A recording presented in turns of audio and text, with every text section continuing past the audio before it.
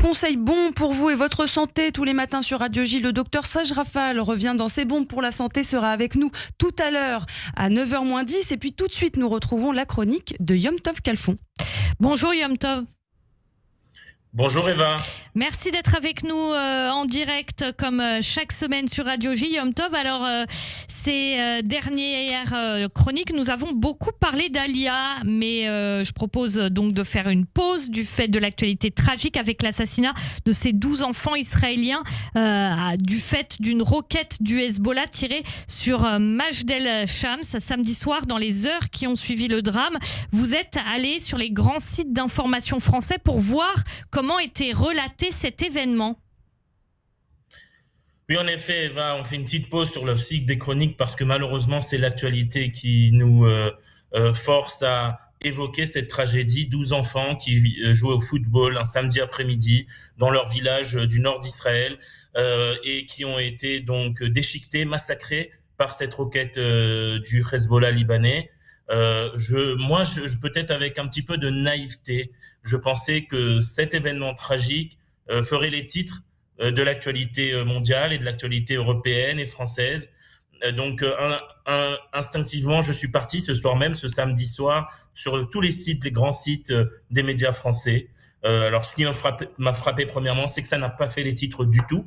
Je suis rentré dans les dépêches. Alors oui, c'est vrai qu'on est en période de Jeux Olympiques et donc une grande partie des dépêches était autour des différentes compétitions sportives. Mais j'ai vu par exemple une dépêche sur un événement au Mali. Donc oui, l'international apparaissait dans les dépêches, mais pas ou presque pas de référence à ce massacre de 12 enfants dans un village, le village de Majdel Shams. Comment vous l'expliquez ? Alors, c'est une très très bonne question. Alors, au début, comme je dis, peut-être naïvement, je l'ai d'abord peut-être expliqué par le fait que ce soit qu'il y ait une actualité chargée. Mais comme je vous l'ai dit, j'ai vu que oui, on parlait par exemple du Mali, vous voyez. Donc ce n'est pas lié seulement à l'actualité chargée. Quand il y a un événement international entre guillemets intéressant, ça lui était évoqué. Maintenant, ce qui m'a pour aller sur l'explication, c'est que quand oui, il y a eu une publication par la suite, pas loin d'être en titre, tout d'un coup on avait échange de tirs entre le Hezbollah et Israël, donc on renvoie dos à dos les deux parties, évidemment, et une sémantique, la roquette n'a pas tué des enfants, la roquette est tombée dans un village occupé par Israël dans le plateau du Golan. Vous voyez, tout de suite on parle d'occupation. Et dans la plupart des médias, d'ailleurs, ça n'a pas été signalé que c'était des enfants. Hein. Je vous rappelle qu'il y avait des enfants de 10 ans qui sont morts, de 10 ans, de 11 ans, et des jeunes jusqu'à 16 ans.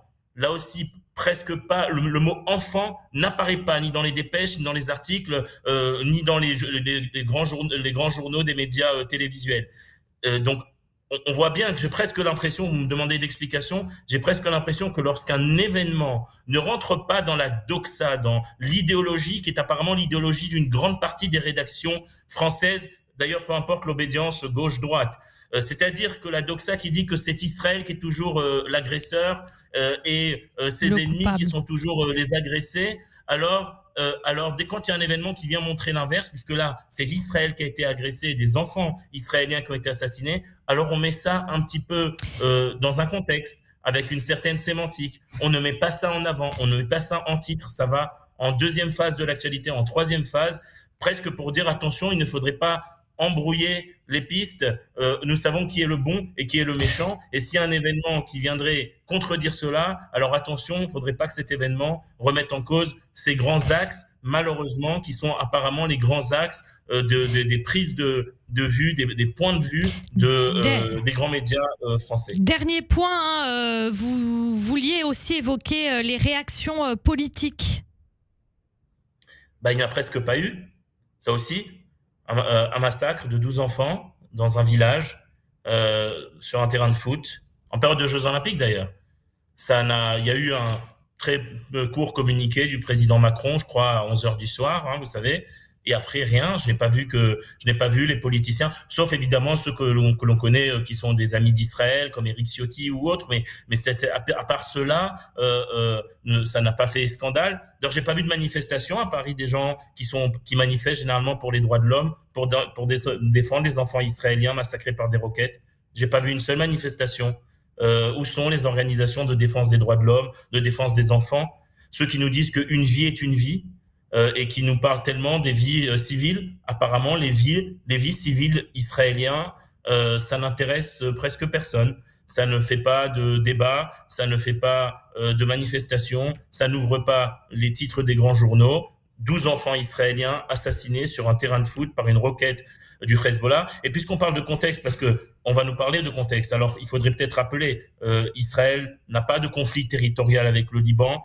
Il n'y a pas d'occupation, il n'y a pas de peuple qui demande un droit à l'autodétermination au Liban, que le Hezbollah serait un groupe de résistance pour le défendre. On parle d'un État qui est libanais, qui est dans ses frontières, un État d'Israël qui est dans ses frontières. Et depuis le 8 octobre, il y a un casus belli, c'est-à-dire que l'État du Liban attaque l'État d'Israël par le biais d'une organisation terroriste qui est le Hezbollah et tire quotidiennement sur Israël, sans aucun lien, encore une fois, ni avec un conflit territorial, ni avec un problème de droit à l'autodétermination. C'est le fameux contexte qu'on nous donne souvent, par exemple, par rapport aux Palestiniens.